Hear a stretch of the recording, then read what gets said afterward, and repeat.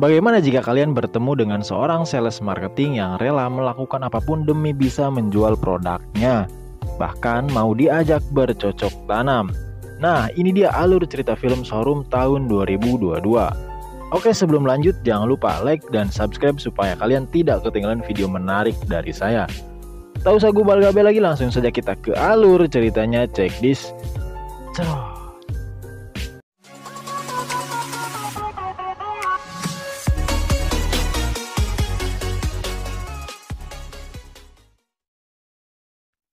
Kisah diawali dengan memperlihatkan seorang wanita bernama Lizel. Dia bekerja sebagai agen marketing di salah satu perusahaan properti. Ketika dia hendak berangkat kerja, anak pemilik kos yang bernama Arnel sudah menunggu dia untuk menagih uang sewa kosnya yang nunggak selama 1 bulan. Saat itu, Lizel beralasan kalau dia belum punya uang. Lalu dia berjanji bakal bayar uang sewanya pas nanti sudah pulang kerja. Setibanya sampai di kantor, Lizel pun mengikuti meeting yang diikuti oleh seluruh marketing, pimpinan dan manajernya. Di sana semua marketing tembus target minimal penjualan, sedangkan Lizel tidak berhasil menjual properti sama sekali pada bulan itu. Manajernya memberitahu ke Lizel kalau tenggang waktu pencapaian targetnya itu cuma 3 bulan, dan kalau lebih dari itu, Lizel bakal dipecat. Akhirnya Lizel berjanji bakal berusaha meningkatkan kinerja dan penjualannya di bulan itu. Setelah meeting, teman kerjanya Lizel yang bernama Dani basa-basi menanyakan apa yang terjadi. Dia lalu mengatakan kalau ada apa-apa Lizel bisa curhat ke dirinya. Tapi Lizel malah menjawab dengan sombong kalau dia tidak membutuhkan bantuan apapun karena dirinya adalah marketing terbaik periode lalu. Mendengar hal itu, Dani akhirnya mengatakan bahwa itu merupakan prestasi masa lalu, sehingga Lizel harus tahu diri jika saat ini dia sudah diambang pemecatan. Nagsayang pa ako ng oras mag-pitch, magbabakaw tanong pala. Sepulang kerja ternyata anak pemilik kos sudah menunggu untuk menagih hutang. Tapi karena dia belum punya uang dan dia pun diam-diam masuk ke kamar kosnya tanpa sepengetahuan anak pemilik kosnya itu. Keesokan harinya, manajer memperkenalkan seorang marketing baru yang bernama Susan. Susan merupakan mantan marketing terbaik dari kompetitor mereka. Karirnya Susan membuat Lizel menjadi iri, karena di sana Susan selalu mendapatkan banyak customer dan menjadi marketing terbaik di awal bulan pertamanya. Hal itu pun membuat Lizel diperingatkan oleh manajernya, di mana kehadiran Susan tidak akan membuat sang manajer berpikir 2 kali untuk memecat Lizel jika dirinya tak mau berusaha lebih keras. What's happening to you? She has sold 3 units in a... Di pa nakakakota. You better do... Lizel yang tidak terima akhirnya diam-diam mengikuti Susan dan melihat teknik marketingnya. Ketika Susan sedang bersama calon pembeli propertinya, ternyata semua calon pembeli itu adalah pria. Awalnya Susan menjelaskan tentang properti itu secara wajar dan normal. Di tengah penjelasan Susan tentang keunggulan propertinya, sang pembeli yang sudah gagal fokus terhadap Susan bertanya tentang promo marketing yang sudah Susan janjikan di setiap iklan propertinya. Ternyata promo yang dimaksud itu bahwa setiap pembeli yang sudah pasti membeli akan diberikan servis mandi burung sebagai bonusnya. Lirikan genit dari Susan pun menandakan kesepakatan dari pembelian properti itu, dan akhirnya adegan yang kalian harapkan pun terjadi. Sesudah Susan memberikan hadiah promo yang mantap itu, Lizel pun menghampiri Susan dan bilang kalau dia tahu teknik marketing licik ala Susan. Susan pun terkejut, lalu dia meminta tolong ke Lizel untuk menjaga ini sebagai rahasia mereka. Susan juga menambahkan kalau dia terpaksa melakukan hal tersebut hanya untuk mendapatkan uang lebih demi pengobatan sang anak yang mengidap penyakit jantung. Lizel pun tidak peduli dengan semua alasan yang dikatakan Susan. Dia lalu meninggalkan Susan dan pergi begitu saja. Bakit naman? Pulang bekerja, Susan pun menjemput anaknya yang dia titipkan ke tetangga yang bernama Dennis. Dennis pun menanyakan mengapa Susan datang terlambat dan tampak murung. Susan pun mengasih tahu kalau teknik marketing kotornya telah diketahui oleh rekan kerjanya dan dia pun berencana untuk mencari pekerjaan lain. Ketika lagi ngobrol-ngobrol, tiba-tiba anaknya Susan yang terlihat lesu keluar menghampiri ibunya dan akhirnya Susan pun pulang bersama anaknya.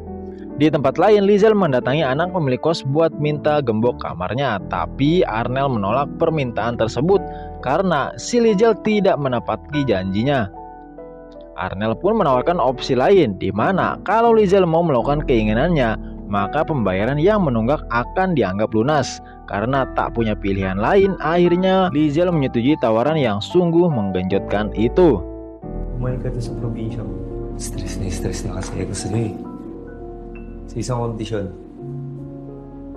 pasayin mo ngayong gabi. Setelah itu, Lizel yang belum mencapai target penjualan pergi ke sebuah klub malam untuk menghilangkan stres sambil minum kawa-kawa. Di sana, dia berkenalan dengan pria. Lalu Lizel mencoba trik marketing yang dilakukan oleh Susan. Untuk pertama kalinya, usaha tersebut pun membuahkan hasil, di mana pada keesokan harinya pria itu membeli 3 unit apartemen dan langsung diberikan hadiah jasa mandiin burung kuntilang oleh Lizel. Kala ko, hindi ka na pupunta eh. I'll do my end of our bargain. Let's get to the chase, Lizel. And this is a connecting bathroom. Rekan-rekannya pun memuji kehebatan Lizel yang bisa dengan cepat melampaui penjualan mereka. Dan Susan pun mengatakan kalau dia tahu Lizel menggunakan trik marketing yang sama dengannya. Lalu Susan mengatakan kepada Lizel agar mau tutup mulut dan bekerja sama dengannya. Namun Lizel yang iri dengan pencapaian Susan lantas menolak ajakan Susan. Dan semenjak itulah mereka menjadi rival dan merebut posisi nomor 1 di bidang marketing, di mana mereka bekerja hari demi hari. Susan dan Lizel saling bersaing dalam mendapatkan calon customer. Hingga pada suatu momen mereka bertemu dengan calon customer konglomerat di tempat yang sama di sebuah klub malam. Di sana mereka mengaku tidak mengenal satu sama lain. Di saat Susan pergi ke toilet, diam-diam Lizel memberikan sesuatu ke dalam minuman Susan. Susan pun meminum minuman itu. Hal itu membuat Susan seketika teler. Kemudian dia dibawa oleh keponakan si calon customer dan Lizel memerintahkan pria itu untuk melakukan kegiatan bercocok tanam. Keesokan harinya Lizel sangat senang karena dia telah mendapatkan customer konglomerat yang membeli semua unit apartemen. Sehingga dia dengan resmi melewati pencapaian dari Susan.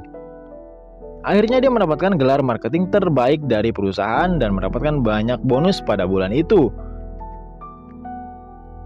Tidak lama setelah itu Susan pun datang dan mengajak Lizel untuk bicara 4 mata dengannya. Susan sangat marah dengan perlakuan Lizel yang curang dalam mencari customer. Tapi Lizel tak peduli dengan semua omongan Susan meskipun Susan sudah bilang kalau dia bekerja keras demi anaknya yang sedang sakit.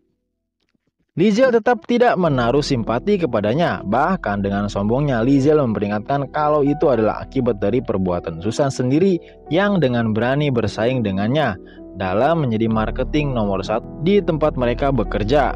Beberapa hari kemudian di saat Susan bekerja, dia mendapatkan berita buruk dari Denny karena sang anak dibawa ke rumah sakit karena penyakit anak Susan semakin parah dan harus diatasi dengan operasi. Tapi Susan dan anaknya tidak ikut program BPJS dikarenakan pelayanannya lambat. Tapi sayangnya, tabungan Susan tidak cukup untuk membayar biaya operasi tersebut. Dia pun berusaha menelepon semua calon customernya, tapi tak ada satupun yang mau membeli unit propertinya. Hingga tak berselang lama, sang anak mengalami kritis yang membuat Susan akhirnya mengambil jalan pintas. Susan menemui tetangga kosnya yang bekerja sebagai sopir taksi dan menyuruhnya untuk mencuri uang milik Lizel dengan imbalan kegiatan bercocok tanam bersama Susan sebagai upahnya. Tetangganya pun setuju dan langsung menjalankan aksi begalnya. Lantas dia pun memelintirkan Lizel ke tempat sepi sebelum merampok semua uang bonus hasil kerja Lizel. Supir taksi itu menggarap dahulu surabi si Lizel, namun pada saat itu dalam aksinya si sopir taksi itu terlalu bersemangat dan tak sadar memegang leher Lizel terlalu kencang yang mengakibatkan Lizel tak bisa bernapas. Dan Lizel pun sekarat. Kemudian keesokan harinya dengan buru-buru supir taksi itu memberikan uang hasil perampoknya itu kepada Susan. Dan si supir pergi begitu saja. Susan kemudian melihat berita di TV mengenai Lizel yang telah meninggal. Terlihat Susan sangat merasa bersalah atas kejadian tersebut. Namun demi kesembuhan putrinya tersayang, maka dia tak ada pilihan lain. Beruntung sejauh ini pihak kepolisian belum mendapatkan penjelasan dan tersangka maupun dalam kasus Lizel. 6 bulan berlalu, terlihat Susan berturut-turut menjadi marketing terbaik di tempat kerjanya. sehingga mendapatkan banyak bonus yang membuat perekonomiannya semakin membaik.